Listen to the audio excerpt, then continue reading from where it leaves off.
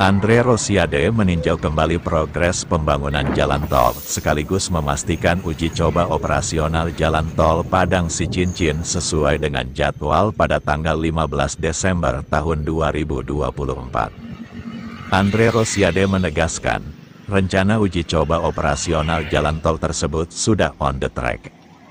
Sebelum uji coba ada beberapa hal yang mesti dilakukan pihak kontraktor. Utama Karya salah satunya melakukan survei lapangan bersama Ditlantas Polda Sumbar untuk melihat sejauh mana kelayakan jalan sebelum dioperasionalkan. Mohon doanya dan dukungan seluruh masyarakat untuk uji coba operasi tol Padang Sicincin ini, ungkap Wakil Ketua Fraksi Gerindra DPR RI ini.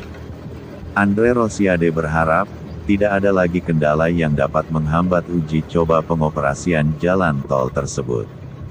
Harapannya seluruh izin baik izin kelayakan fungsi dan kelayakan operasi itu akan selesai di akhir Januari sehingga Februari tahun 2025.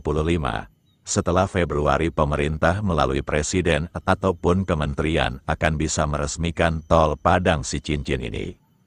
Andre Rosiade menyebutkan pada 2025 nanti juga bakal dilakukan pembukaan gerbang tol Lubuk Alung.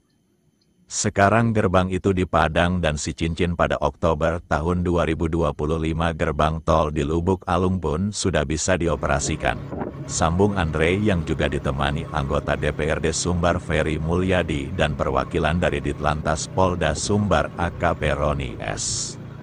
Andre juga mengatakan setelah seksi tol Padang Sicincin rampung, maka akan dilanjutkan dengan seksi Sicincin Bukit Tinggi yang rencananya akan membutuhkan anggaran sebesar 60 triliun rupiah, di mana sebanyak 40 triliun rupiah akan menggunakan anggaran PMN penyertaan modal negara maupun equity dari Utama Karya. Kemudian sisanya 20 triliun rupiah lagi yang akan digunakan untuk membuat terowongan digunakan melalui anggaran dari pihak Jepang.